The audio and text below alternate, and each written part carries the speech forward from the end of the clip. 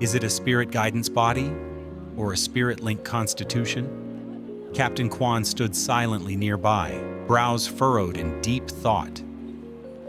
Ton Tin was stunned by what Diệp Phàm had just said. His face, normally calm, now showed a flash of disbelief. You can already sense your spirit's thoughts? Diệp Phàm gave a simple nod. The loyalty level of Black Chains was off the charts. From the moment it appeared, it obeyed his every command without hesitation. More than that, Diệp Phàm could clearly perceive every single thought of his spirit companion. Your spiritual perception must be incredibly advanced. Tam Tuan looked at him, both shocked and impressed. To awaken a spirit link so naturally at 17, that's extremely rare. Even in provincial-level academies, someone like you would be considered a once-in-a-decade genius. This year, it seems Namlin City just gained another candidate qualified for the top 8 Spirit Master Academies. He turned to examine Black Chains again, eyes filled with envy. That spirit of yours, it's already a rank 1 combat grade spirit. At this growth rate, it could evolve into rank 2 danger grade within a year. It's got insane potential. Ton Tin felt a shiver crawl down his spine. Despite his own spirit, the Fog Woman, being rank 3, even she recoiled at the presence of Black Chains. You're telling me your spirit partner can intimidate even my rank 3 Fog spirit? That's unreal.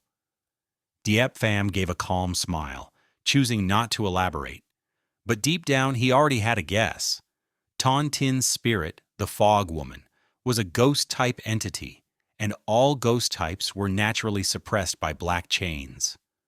A spirit soldier from the Nether Realm. Clap, clap, clap. Captain Quan dusted off his hands. All right.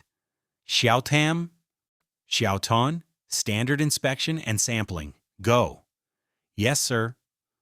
The 2 officers pulled on their gloves, brought out handheld scanners and sample kits, and quickly got to work. All the while, their eyes kept drifting toward Diệp Phàm with growing curiosity. Captain Quan stepped forward, his gaze resting firmly on Diệp Pham's and the eerie figure beside him. Student, we need to record the details of this incident for official documentation. The man's voice was steady, his tone friendly. He opened a notepad and began asking questions. Diệp Phàm remained calm throughout, explaining everything clearly and truthfully. Except for one thing, he carefully left out any mention of the mysterious editor system. That's pretty much everything, Captain Quan. Good. Captain Quan closed his notebook and gave Diệp Phàm a meaningful look, a mixture of admiration and something more complex. Soon after, Tam Tuan approached, reporting in a low voice, Captain confirmed. That thing was a rank 2, danger grade mirror wraith. Quan's eyes flicked to the shattered remains of the monster, and then to Black Chains, still standing silently beside Diệp Phàm, like a jet-black guardian tower. Even after confirming the facts, Captain Quan's expression shifted into outright awe. A mirror wraith, even at rank 2, was a nightmare for most spirit masters. For an average civilian, it was a guaranteed death sentence. These things could easily wipe out 10 trained fighters in mere moments. The alert had gone out through Skynet's radar system, and they'd arrived on scene within just 3 minutes, and yet, in that time, this boy had already killed it? So fast? So decisively? Captain Quan's mind raced. Black Chains might only be classified as rank 2, but it had managed to frighten even a rank 3 spirit like Fog Woman, and it had instantly dispatched the mirror wraith.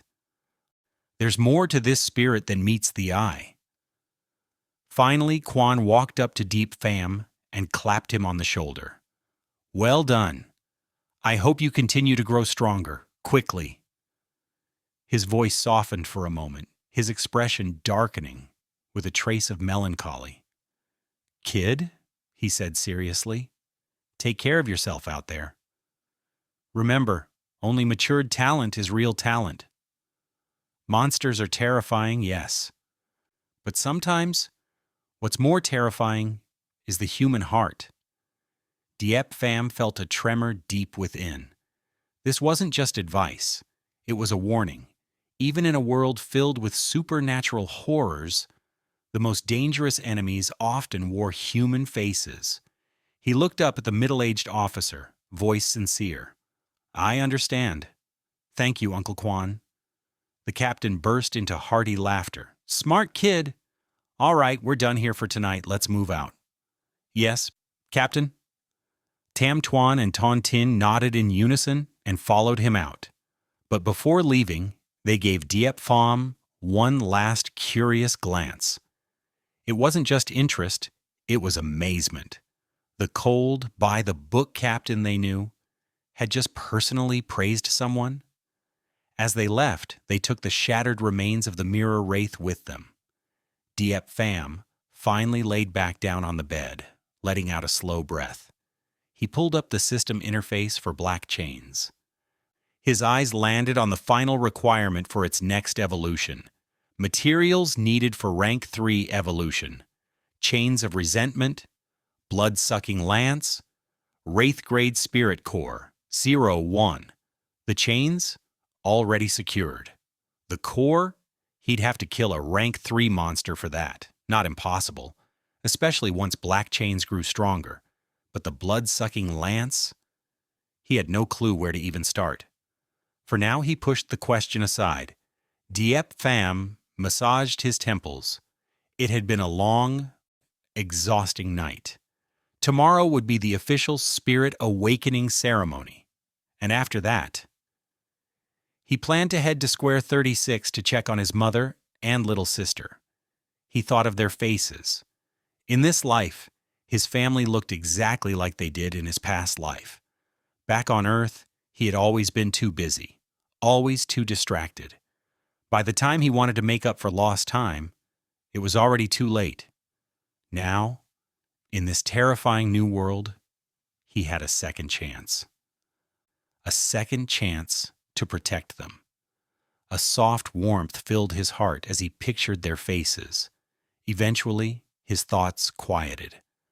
Under the silent protection of black chains, Diệp Phàm drifted into a deep, peaceful sleep. Outside the dorm building, Captain Quan stood with Tam Tuan and Ton Tin, briefing the teachers and administrators who had rushed to the scene after receiving the Skynet emergency alert. As elite spirit enforcers, their presence carried immense authority. Seeing they had things under control, the school leaders quickly backed off, not daring to interfere. Once the area was cleared, Captain Quan and his team hopped into their vehicle and sped towards Spirit Enforcement HQ downtown. It was time to file the report, truthfully and in full detail. On the way back to the Demon Elimination Bureau, Captain Quan sat in the back seat, face unreadable. Tam Tuan, who was driving, glanced at him through the rearview mirror and asked cautiously, Captain, do you know that kid? Should we maybe alert some of our contacts inside the Bureau? Let them know to keep an eye on him or offer support. Quan Chan Kwok waved him off. No need. The kid's face just felt familiar. I only exchanged a few extra words with him, that's all. Ton Tin, sitting in the passenger seat, turned to speak. Captain, his natural awakening at 17. Should we report it officially? Quan went quiet for a moment.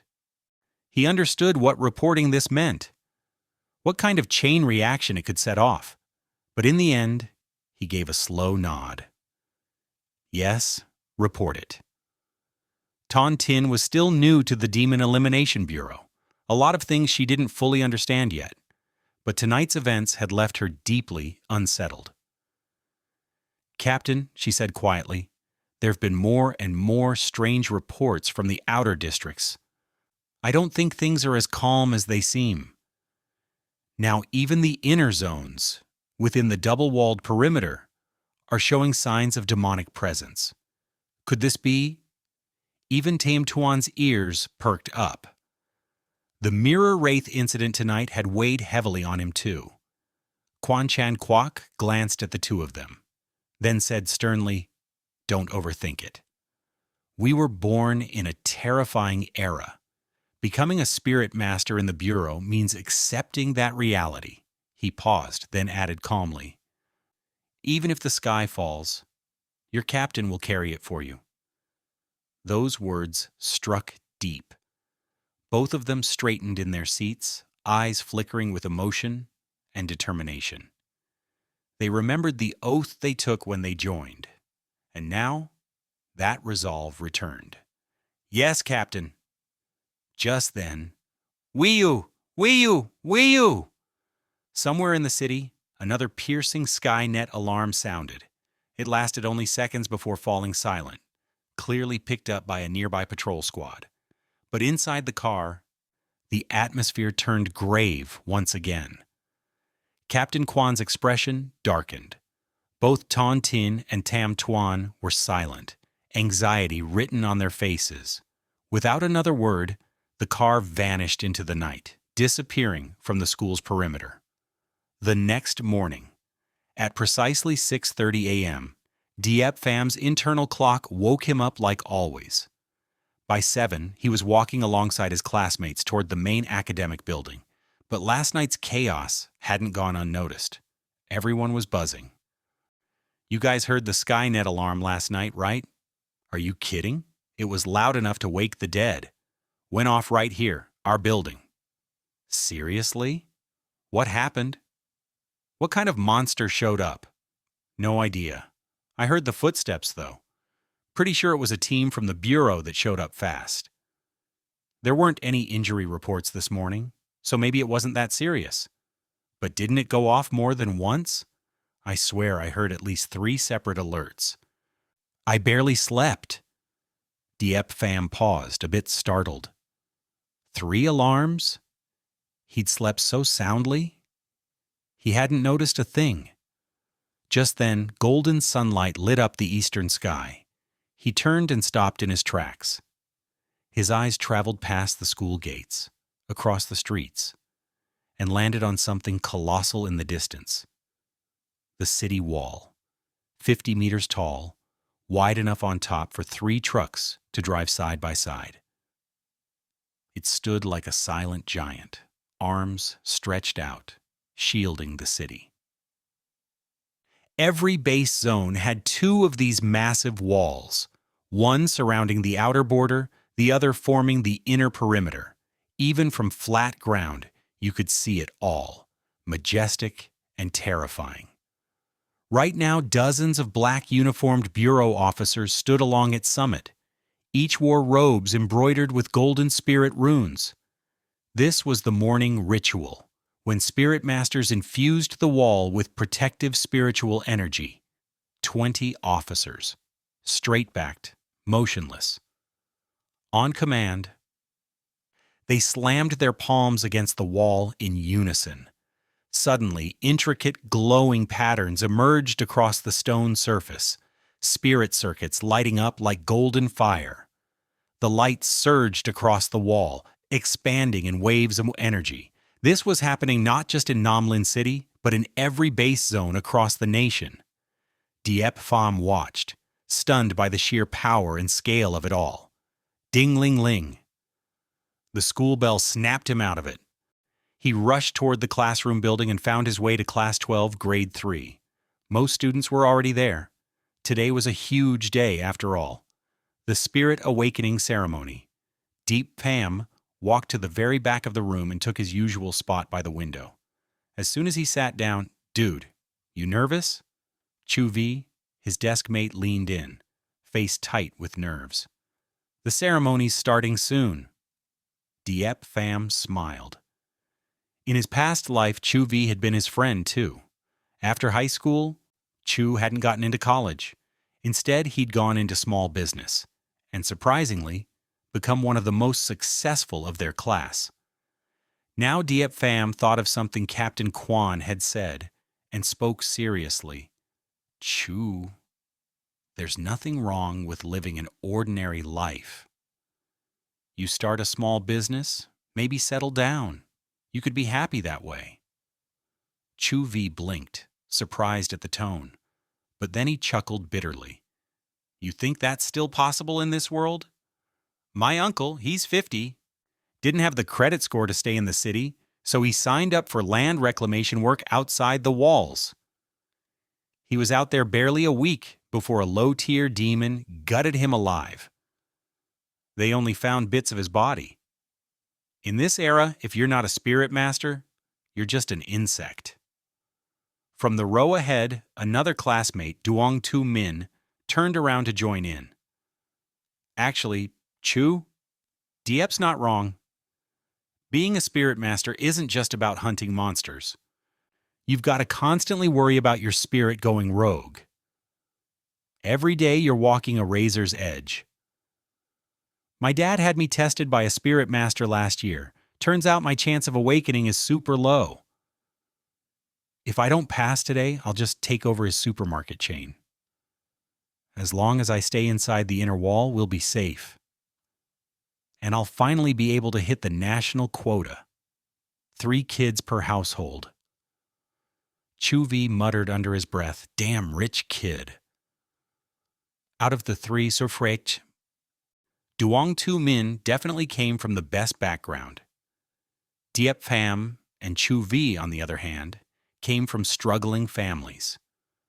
While the 3 of them were deep in conversation, something unexpected began to stir in the classroom.